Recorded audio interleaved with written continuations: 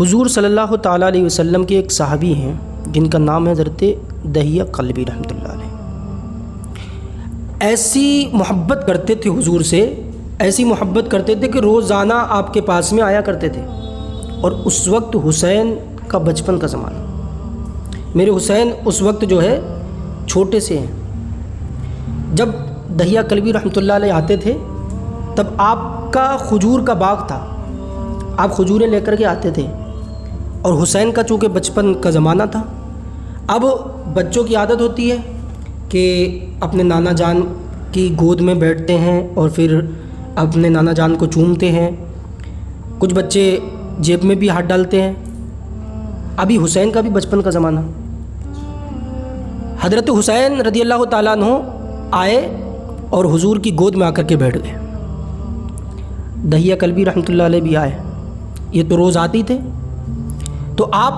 کا بھی بچپن کا زمانہ، آپ چھوٹے سے ہیں، آپ حضور کی گود میں آ کر کے بیٹھ گئے، اور حضور کی گود میں آ کر کے بیٹھے تو آپ نے کبھی اپنے نانا جان کے اس رخسار کو بوسہ لیا، کبھی اس رخسار کو بوسہ لیا، کبھی آپ نے اپنے نانا جان کے ہونٹوں کو بوسہ لیا۔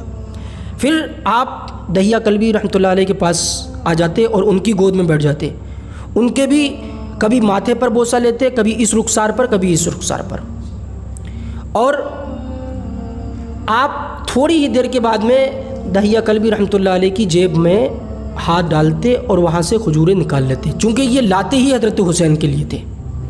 یہ روز کا معاملہ تھا، یہ آتے تھے حضور کے پاس، اور حسین جو ہے تازہ کھجوریں باغ کی جو تھیں وہ کھایا کرتے تھے۔ ایک دن حضرت دحیہ کلبی رحمۃ اللہ علیہ نہیں آئے، ان کے بدلے حضرت جبریل علیہ السلام آقا محمد رسول اللہ صلی اللہ تعالی وسلم کی بارگاہ میں آئے، اور آنے کے بعد میں آپ حضور سے گفتگو کرنے لگ گئے۔ اتنی دیر میں حسین ابھی بچہ ہیں، ابھی چھوٹے سے ہیں، حسین آئے اور آپ کی گود میں روزمرہ جس طرح بیٹھتے تھے ویسے آ کر کے بیٹھ گئے۔ آپ نے اپنے نانا جان کے کبھی سیدھے رخسار کو بوسہ لیا، کبھی الٹے رخسار کو، کبھی پیشانی کو، کبھی آپ نے ہونٹ کو بوسہ لیا۔ اس کے بعد میں حضرت حسین روزمرہ کے مطابق آپ جو ہے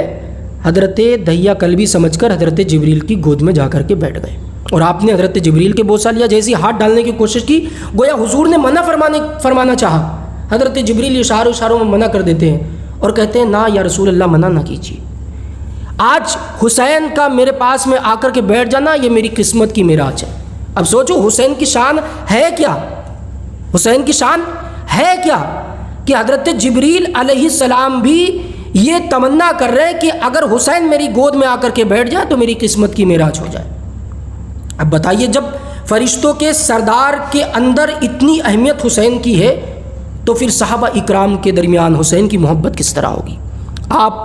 روزمرہ کے مطابق جو ہے جیب میں ہاتھ ڈالنا چاہتے ہیں، اتنی دیر میں حضور سے حضرت جبریل اجازت لے لیتے ہیں اور جنت سے تازہ کھجوریں حضرت حسین کے لیے لاتے ہیں اور حضرت حسین کو دے دیتے ہیں، حسین کھا لیتے ہیں۔ اب کہنے کا مطلب یہ کہ حضرت جبریل بھی نہیں چاہتے کہ اگر جیب میں ہاتھ جائے گا کھجور نہیں ملے گی تو حسین کا دل ٹوٹ جائے گا، یعنی